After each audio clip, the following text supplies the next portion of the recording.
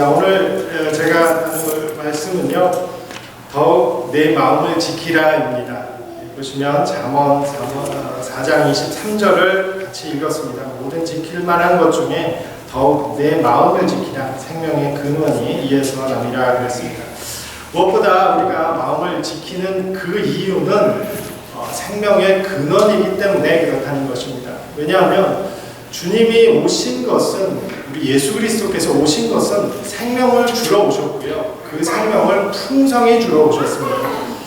요한복음 10장 10절에 보면 그 근원이 마음인데, 내가 온 것은 양으로 생명을 얻게 하려 하고 더 풍성히 얻게 하려 하는 것이라 말씀하셨는데, 정말 우리의 생명의 풍성함, 우리는 참 풍성하기를 원합니다. 그 풍성함 가운데 어디서 이것이 오느냐 하니 환경이 아니고요, 어떠한 조건이 아니고 모든 것이 우리의 마음에서 시작된다고 그랬습니다. 참, 근데 우리는 그 모든 풍성함과 그 인생에서의 많은 문제들을 어디서 찾냐 하면 밖에서 찾고 있습니다. 우리의 밖에서 어쩌면 직장이나 어떤 배우자, 우리 자녀들, 혹은 또 정치를 탓하기도 하고요, 또 경제에서 찾기도 하고, 이 모든 것들을 그렇게 합니다. 하지만 성경에서는 분명하게 말씀하시는 것은 문제의 근원은 밖이 아니라 우리 안에 있다는 것입니다.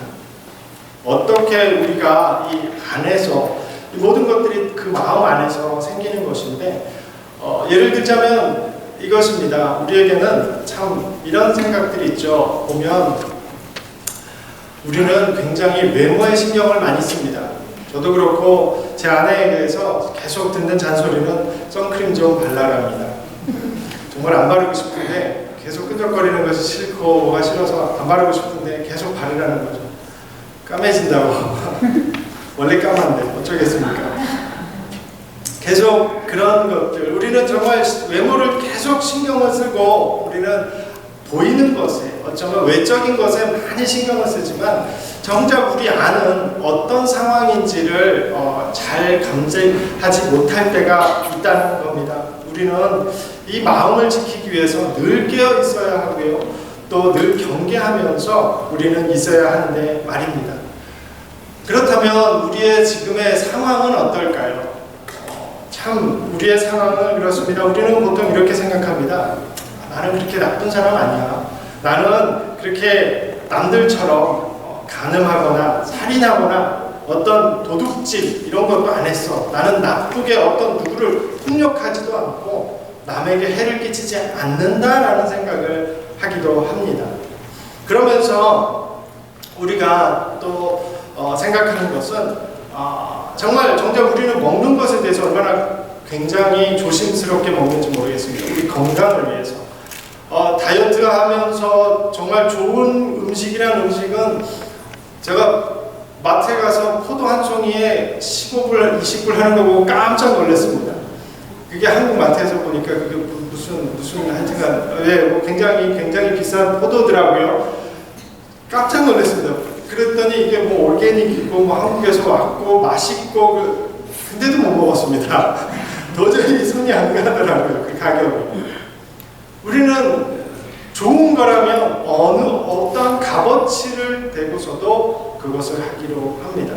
어쩌면 옷에다가 그렇게 쓸 수도 있고요, 우리가 신경 쓰는 모든 것들에 참 많이 그것을 하면서도 정작 우리 마음에 들어가는 것에 대해서는 경계심을 풀어버리는 경향이 있습니다. 왜냐하면 어쩌면 남들이 모르니까, 내가 하는 것을 모르니까, 그러면서 우리는 먹는 것과 달리 보는 것과 듣는 것에 너무나도 관대하다고 해야 될까요? 아니면 경계심이 없이 풀어버립니다. 우리가 듣는 것들이 얼마나 중요한지 모릅니다. 얼마나 우리를 힘들게 하는지 모릅니다. 또한 우리가 보는 것들이 얼마나 중요한지 모릅니다. 우리는 너무나도 쉽게 핸드폰, 요즘에 굉장히 휴대폰, 스마트폰 모든 것을 볼 수 있습니다. 그런 유혹 속에서 우리는 그거 하나 경계심 없이, 필터링 없이 보기도 하고 읽기도 합니다. 그러면서 우리는 이렇게 생각을 하죠.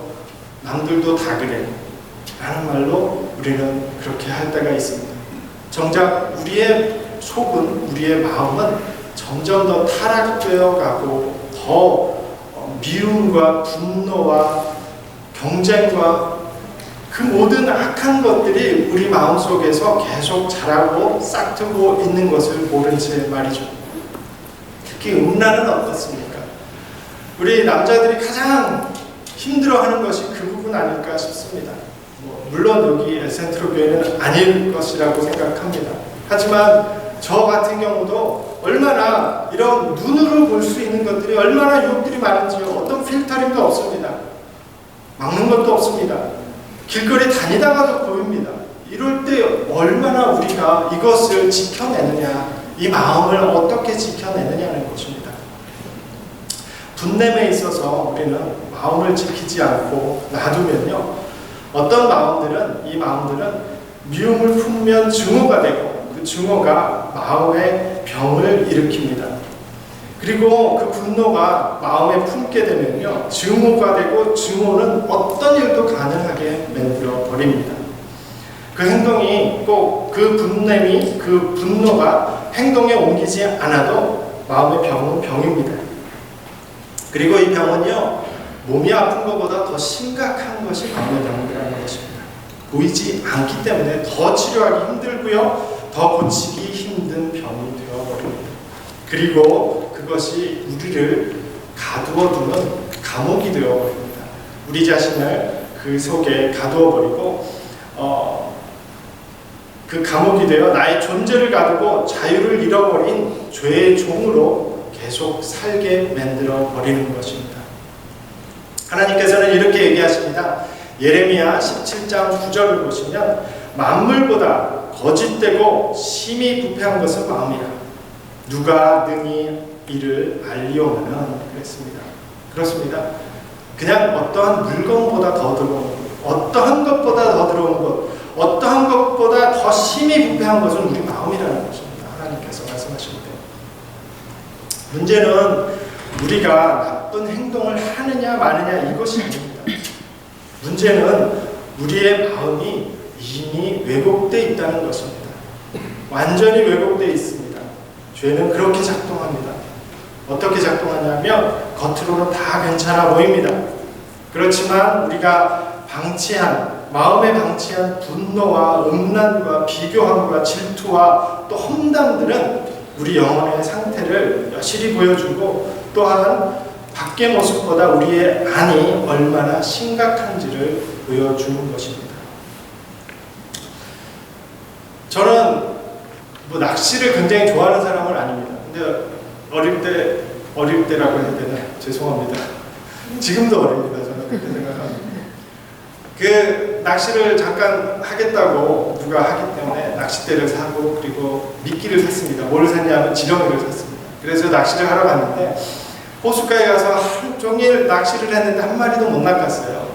그래서 투덜대면서 들고 와서 그 미끼들을 이렇게 봉지에 넣어서 트렁크에 열고 이렇게 넣고 이렇게 낚싯대 넣고 그러고 다녔습니다. 그리고 잊어버렸죠. 일주일 정도 됐는가요? 차에서요, 이게 음식 쉰내가 아닌 뭔가 썩는 그것도 동물이 썩는 냄새가 나는 겁니다.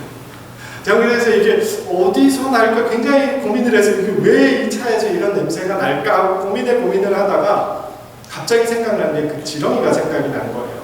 그래서 설마 하는 마음에 트렁크를 열었더니 이게 놓으면서 뚜껑이 이렇게 열렸던가 봅니다.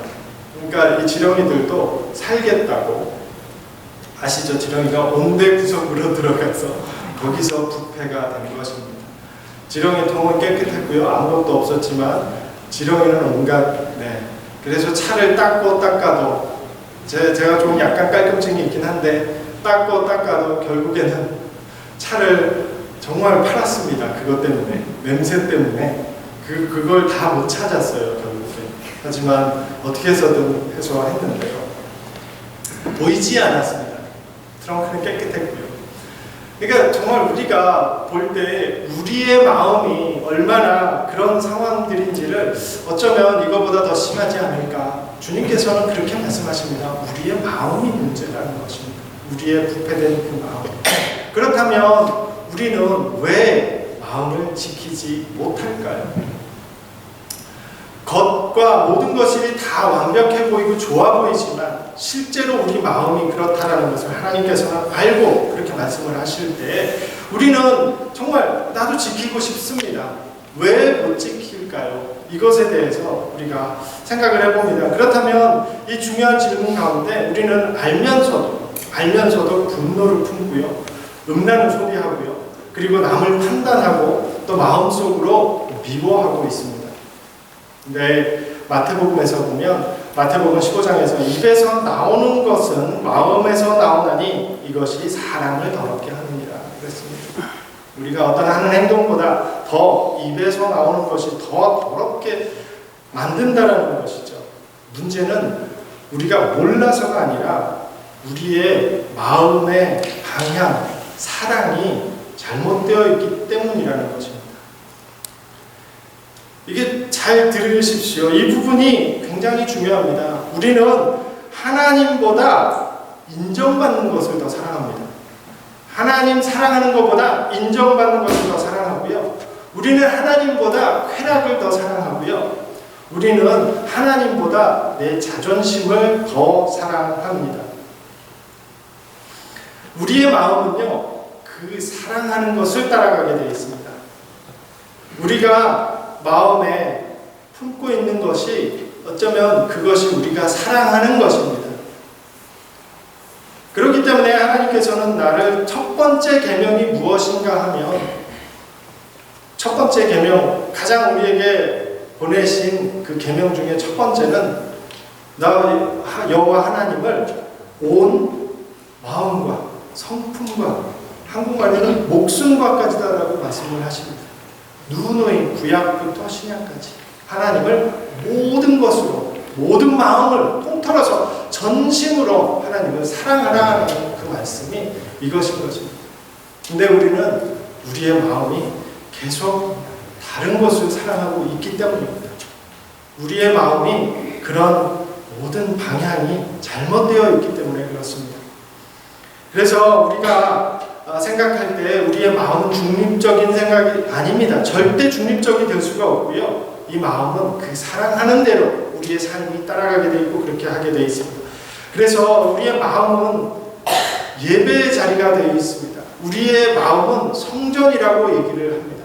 그것은 예수님께서 이제 구약의 그 모든 희생 제사를 끝내시고 예수님께서 그 모든 제사의 희생양이 되셔서 그 어린 양으로서 십자가에 못 박히시면서 우리에게 그 모든 제사를 끝내시고 그 성전의 커튼을 위에서부터 아래로 찢으시며 그 성전이 우리 안에 들어오게 되는 것입니다. 그렇다면 그 성전, 우리의 마음이 그 성전이 되어 있는데요. 주님께서 거하시는 그 성전. 그렇지만 우리는 그 성전을 얼마나 더럽히고 있는지 모릅니다. 우리는 무엇을 가장 사랑하느냐가 마음의 방향을 결정을 하게 됩니다. 그래서 우리는 절망할 수밖에 없습니다. 절망해야 합니다. 우리 존재 자체는 절망해야 되는 것입니다. 어떤 절망이냐 하면요. 정말 나는 이런 존재라는 것을 인정하는 것밖에 없다라는 것입니다. 그럴 수밖에 없다라는 것입니다. 여기에 중요한 지점이 있습니다. 성경이 마음을 지키라 말할 때 그 뜻은 스스로 잘 관리해라가 아닙니다. 스스로 알아서 잘 살아라가 아닙니다. 왜냐하면 우리는 스스로를 지킬 능력이 전혀 없기 때문입니다. 그래서 요한일서 1장 8절에 보면 만일 우리가 죄 없다 하면 스스로 속이고 또 진리가 우리 속에 있지 아니할 것이요. 네, 그렇습니다. 우리는 이미 실패했습니다. 우리 존재 자체는 실패했고요. 이미 더러워졌고요. 이미 무너진 적이 있습니다. 그러므로 더 열심히 지켜야지 하는 것이 해결책이 아니라는 것입니다. 율법은 계속 우리에게 하지 말라 그리고 지키라 이것으로 계속 말하지만 복음은 우리를 삶을 주러 오십니다. 누가 우리 중에 누가 정말 나의 마음은 정말 깨끗해 라고 얘기할 수 있을까요? 아무도 없습니다. 로마서 3장 8절에 정확하게 말씀하시면 의인은 없나니 하나도 없다라고 말씀하십니다. 그러니까 그 의인 자체가 없는 것이에요. 우리에게는 깨끗한 마음의 사람이 있을 수가 없는 것입니다. 우리가 실제로 간음을 하지 않았어도, 우리가 도둑질을 어쩌면 살인을 하지 않았다 하지만 우리 마음에 품은 것은 결국에 한 것이나 마찬가지라는 것입니다. 그래서 우리에게는 더더욱 이것을 지킬 수가 없는 것입니다. 더 열심히 지켜야지 절대 될 수가 없는 것이죠. 절대 할 수가 없는 것입니다. 우리 스스로가 말입니다.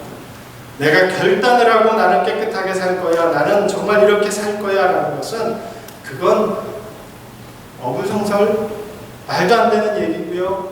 우리가 그것을 결단한들 3박 4일 아니면 1박 2일도 안 될 것입니다. 그러기에 하나님은 우리에게 복음을 허락하셨습니다.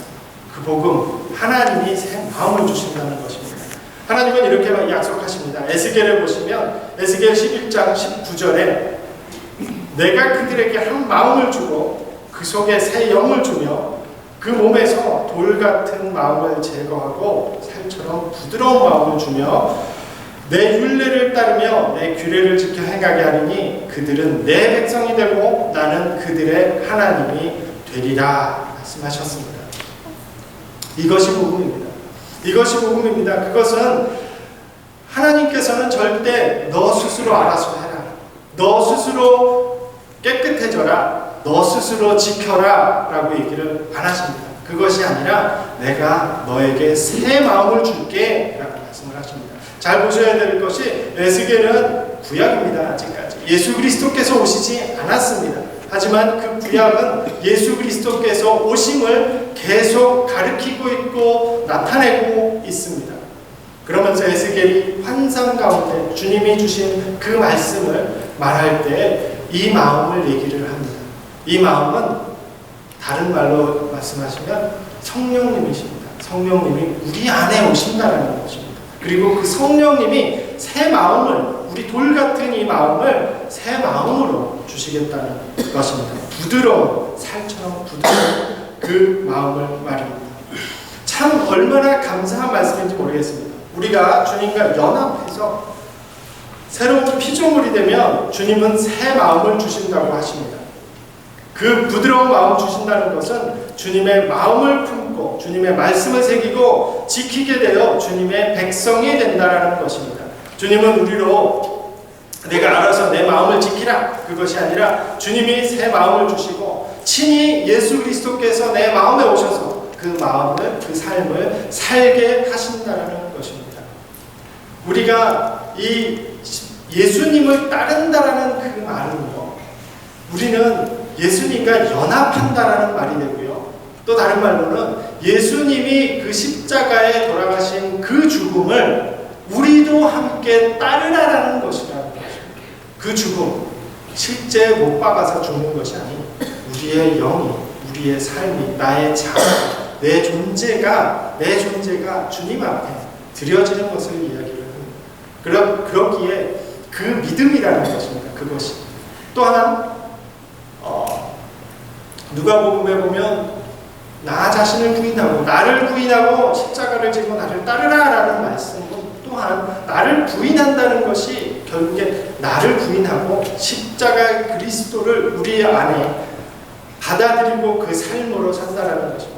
우리는 오직 주님의 얼굴을 구하기를 구하며 주님의 이름으로 더 회개하고 십자가 앞에 더욱 동참해서 새 마음으로 주신 그 새 마음으로 살아가야 하겠습니다. 그렇다면 마음을 지킨다는 것은 무엇인가입니다. 마음을 지킨다는 것은요, 하나님 사랑 안에 머무는 것입니다. 마음을 지킨다는 것은 이를 악물고 난 더 이상 하지 말아야 돼, 난 이거 안 할 거야, 이런 마음이 아니라는 것입니다. 더 나는 이렇게 안 하고 싶어 그리고 나를 자책하면서 하는 것이 나의 마음을 지키는 것이 아니다라는 것입니다. 그냥 하나님의 사랑 안에 머문다는 것입니다. 하나님 사랑 안에 머문다라는 것은요, 우리의 마음, 전에도 제가 지난 설교에도 말씀을 드렸듯이 우리 안에는 두 주인을 섬길 수가 없습니다. 두 주인을 섬길 수가 없고요, 두 사랑을 동시에 붙잡을 수 없습니다. 우리가 더욱 하나님을 사랑하게 되면, 우리가 그 하나님의 사랑을 더 크게 보이면 죄의 유혹은 사라지게 됩니다. 우리 마음 가운데 그 다른 것이 머물 자리가 없기 때문입니다. 대학생들은요, 저에게 상담을 할 때 너무나도 안타까운 사연들을 상담할 때가 많이 있습니다. 이거 수학교도 그랬지만 전에 있던 크루, 대학교 선교회 이 학생들에게 이들 만나서 이야기를 하다 보면 그 중에 가장 큰 문제가 음란입니다. 자기는 단 하루도 보지 않으면 견딜 수가 없다라는 얘기를 합니다. 어떻게 하면? 이라고 묻습니다. 저는 그 어떻게 하면에 대해서 이 학생에게 다른 말을 해줄 수가 없어요. 이 복음밖에 없습니다.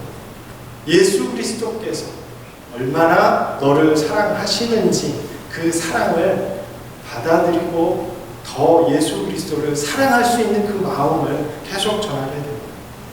그리고 또 물어봤어요. 그래서 혹시나 누구 마음에 든 자매가 있느냐? 그랬더니 있다는 거예요. 그래서 이 학생에게 그러면 그 자매를 더 열심히 쫓아다니면서 사랑해봐라 그랬어요. 그 자매를 아끼고 정말 그 사랑을 같이 짝사랑만 하지 말고 고백하고 또 열심히 사랑해봐라 얘기를 했습니다. 그랬더니 한참이 지났어요. 한참이 지났는데 이 친구가 굉장히 밝은 얼굴로 다녀요. 그래서 어떻게 잘 지내느냐 물어봤더니 이 학생 하는 말이 네, 아주 잘 지내고 있습니다. 그래서 제가 조심스럽게 물어봤죠. 둘이 있을 때. 그래서 그 동영상 보던 거는 어떻게 됐니? 그랬더니 이 친구가 하는 얘기가 그게 뭐예요? 하고 얘기를 하는 거예요. 까먹을 정도로 이 자신은 그 마음을 버렸던 거죠. 그 상황들을 잊어버릴 정도로. 그래서 무엇이 그렇게 했느냐 그랬더니 정말 지금은 그 자매와 이제 연인 관계가 됐고 결혼을 준비하고 있다라고 얘기를 하더라고요. 그러면서 더 이상 그것에 얽매이지 않은 제 자신이 되었다라고 고백을 하는 걸 보면서 사랑의 대상 좀 더 저는 이제 그 다음에 할 일은 더 주님을 이제 해야겠죠. 정말 그렇습니다. 우리 안에는 두 주인을 사랑할 수 없습니다. 두 주인이 있을 수가 없습니다. 우리가 이 죄를 자꾸 안 하겠다 하는 그 붙잡는 순간 사단은 더 공격을 하며 우리를 더 옥죄일 것입니다. 그러기에 우리가 더 찾아야 하는 것은 오직 그 하나님입니다. 더 주님을 바라봐야 할 것입니다. 그 하나님의 사랑이 더 커지면 우리 안에 그 마음을 지키게 될 수 있을 것이기 때문입니다. 억지로 안 보려고 안 하려고 애써서가 아니라 더 큰 기쁨이 우리 안에 거하게 되기 때문입니다. 결론을 말씀드리겠습니다. 정말 우리의 마음은 그러한 존재입니다. 자, 미국의 어떤 유명한 목사님께서 이런 질문을 받으셨다고 합니다. 어느 청년이 또 다가와서 목사님에게 이렇게 얘기를 했다는 거죠. 나의 모든 문제는 그렇다면 하나님을 충분히 사랑하지 못하고 있는 것이 문제인 것 같습니다. 라고 얘기를 했을 때 목사님이 이렇게 대답을 했습니다. 문제는 당신이 얼마나 하나님을 더 충분히 사랑을 못하는 것이 아니라 당신이 하나님이 얼마나 당신을 사랑하는지를 모르는 것이 문제라고 얘기를 했습니다. 그렇습니다. 우리는 우리 입장에서 하나님을 사랑하려고 노력을 하지만 하나님이 얼마나 나를 사랑하는지를 알지 못하는 것이 문제가 되는 것입니다. 우리가 진정으로 하나님이 나를 얼마나 사랑하시는지, 정말 날씨가 좋든 나쁘든 내가 하나님을 느끼지 못한다라고 생각을 할 때도 어쩌면 그리고 제가 나쁜 일 가운데, 정말 좋은 일 가운데, 모든 상황 가운데, 또한 내가 허물어져 있을지라도, 내가 정말 무너져 가는 내 모습을 보면서도 하나님께서 나를 얼마나 사랑하시며 나를 그 눈으로, 긍휼의 눈으로 보시는지 우리가 모르기 때문입니다. 우리의 사랑은, 하나님의 사랑은 내가 누구 때문에, 내가 누구이기 때문에, 나의 존재가 누구이기 때문에 나를 사랑하시는 것이 아니라 그냥 하나님이시기에 우리를 사랑하신다는 것입니다. 내가 하나님의 사랑, 우리 주님의 사랑을 받기 위해서 무엇을 해야 하는 것이 아니라 우리 예수 그리스도께서는 그 처절한 십자가에 나를 향한 무한한 사랑을 마지막 피 한 방울까지도 떨어뜨리시며 나에게 너를 이만큼 사랑해 라고 말씀을 하십니다. 그 사랑을 말씀하시며 우리에게 정말 새 생명으로 우리를 초대하고 계십니다. 우리는 주님의 사랑을 막을 수가 없습니다. 어떠한 방법으로도 주님의 사랑을 막을 수가 없습니다. 내가 주님을 사랑 안 하려고 노력을 해도 안 될 겁니다. 될 수가 없습니다. 그 사랑은 나의 어떠한 행동과 삶에 달려있지 않고 주님의 존재, 그 성품에 달려있기 때문입니다. 정말 이것을 우리가 이해할 때, 정말 우리가 이것을 내가 정말 마음으로 알았을 때 우리는 진정 마음의 감옥에서 자유를 경험하게 될 것입니다. 그리고 그때 비로소 우리는 그 지키라라는 명령을 억지로가 아니라 기쁨으로 살게 될 것입니다. 이 모든 것들이 주님께서 허락하시는 그 놀라우신 은혜임을, 그 사랑하심을 우리 모두가 경험하는 EL센트로 교회와 저와 여러분이 되시기를 간절히 축원드립니다. 함께 기도하시겠습니다.